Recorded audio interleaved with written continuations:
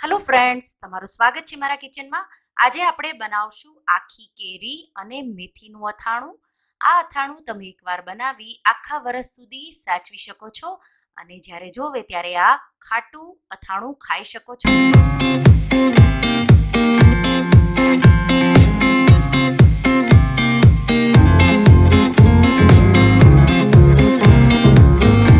આ અથાણું જ્યારે આવી નાની કુમળી કેરીઓ મળતી હોય ત્યારે બનતું હોય છે.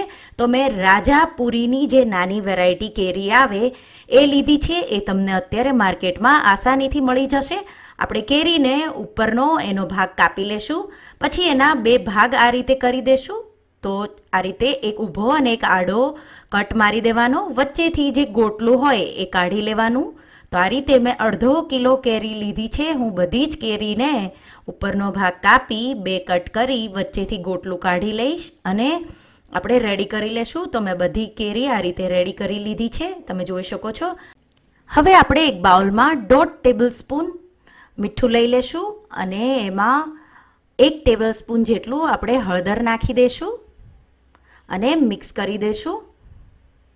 અને આ હળદર અને મીઠા મિક્સચરથી કેરીને આપણે ભરીશું. તો જે બે કાપા પાડ્યા છે એમાં આ મિક્સચર નાખીશું અને આપણે કેરીને બોળીશું. તો આ રીતે બધી જ કેરીમાં હું મિક્સચર હળદર અને મીઠાનું નાખી અને બધી જ કેરીને હું તૈયાર કરી લઈશ.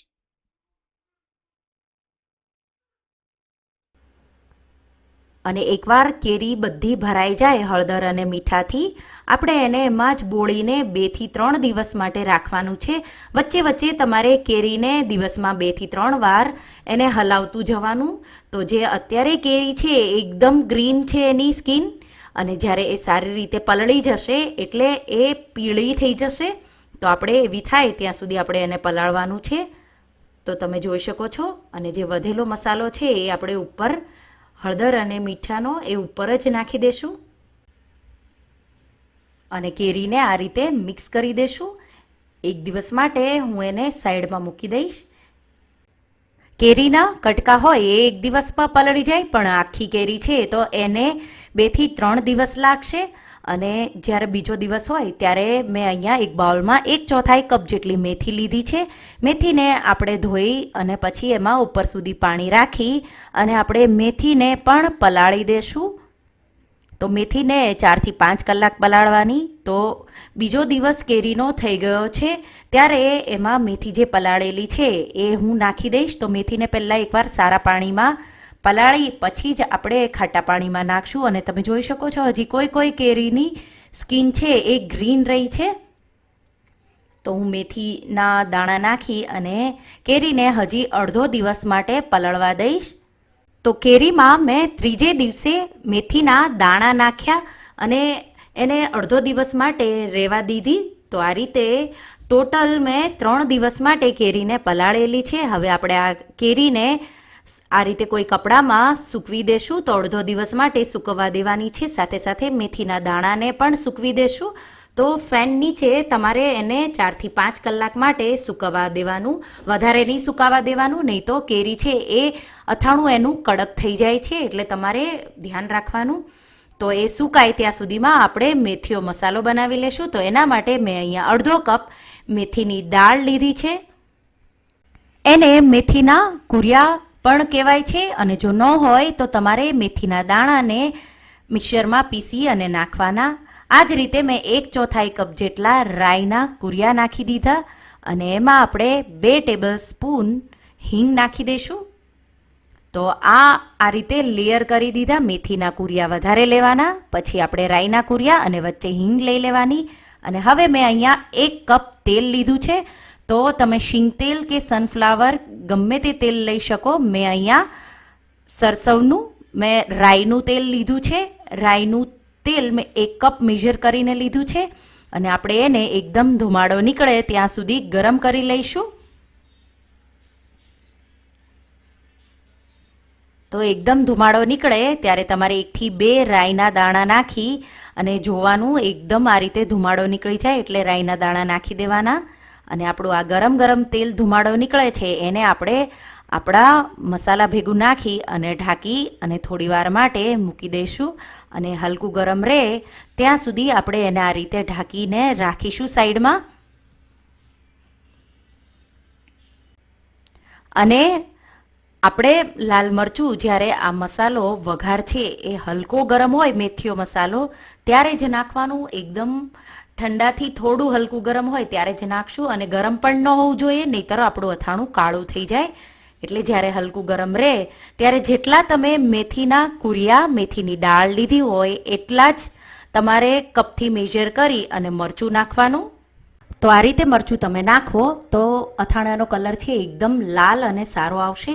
1 ટીસ્પૂન આપણે હળદર નાખી દઈશું અને 1.5 ટેબલસ્પૂન આપણે મીઠું નાખીશું. મીઠું આપણે મસાલાના મેથીયા મસાલા હિસાબે જ નાખવાનું છે, કારણ કે કેરી છે અને મેથી આપણે મીઠાને હળદરમાં પલાળેલી છે, તો એ પ્રમાણે નાખવાનું અને મિક્સ કરી દેવાનું. અને કોઈ પણ તમે અથાણું લ્યો એમાં તેલ અને મીઠાનો ભાગ વધારે જ હોય છે, તો અથાણું છે એ બગડતું નથી, આખા વર્ષ માટે સારું રહે છે. તો તમારે ટેસ્ટ કરી તમને લાગે કે મીઠું ઓછું છે તો તમે વધારે પણ નાખી શકો છો. આપણે ઢાંકી અને એકદમ ઠંડુ થવા દેશું.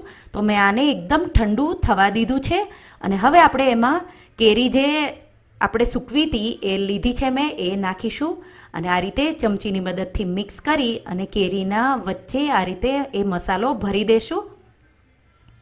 તો તમે એક એક કેરી લઈ અને એ રીતે પણ ભરી શકો છો, પણ બહુ તેલવાળું થાય એટલે હું આ રીતે ચમચીની મદદથી બાઉલમાં જ મસાલો સ્ટફ કરી અને ભરી લઈશ.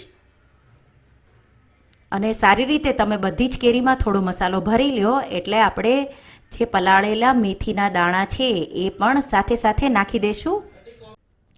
મેથીના દાણાનો કલર એકદમ પીળો થઈ ગયો છે હળદરના લીધે અને એ ખાટા પાણીમાં બોળી એટલે ખાટી પણ થઈ ગઈ છે, એટલે એ આખા વર્ષ સુધી સારી રહેશે.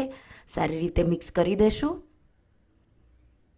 અને હવે આપણે ઢાંકી અને 1 દિવસ માટે સાઈડમાં મૂકી દઈશું. 1 થી 2 વાર હું વચ્ચે એને હલાવી લઈશ.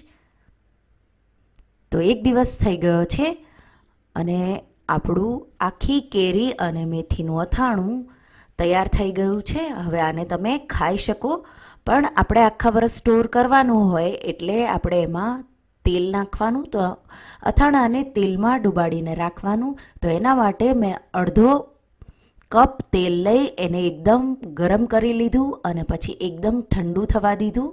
તો આપણે એ તેલ નાખી દઈશું. તમે તેલ વધારે પણ લઈ શકો છો અને આપણે સારી રીતે મિક્સ કરી કોઈ કાચની બરણીમાં ભરી અને તમારે આખા વર્ષ સુધી એને સાચવીને રાખવાનું અને જ્યારે જોવે ત્યારે તમે આ અથાણું ખાઈ શકો છો. તો તમે આ ટેસ્ટી આખી કેરી અને મેથીના અથાણાની રેસિપી જરૂરથી ટ્રાય કરજો. જો તમને આ રેસિપી ગમી હોય તો તમે આ રેસિપીને લાઈક કરજો, શેર કરજો અને મારા ચેનલને સબસ્ક્રાઈબ કરજો. અને આવી જ નવી રેસિપી માટે તમે બેલ આઇકોન બટનને પ્રેસ કરજો. તો તમે આ એકદમ ટેસ્ટી આખી કેરી અને મેથીનું અથાણું બનાવજો અને મને કમેન્ટમાં કહેજો કે તમને મારી રેસિપી કેવી લાગી. Thank you for watching.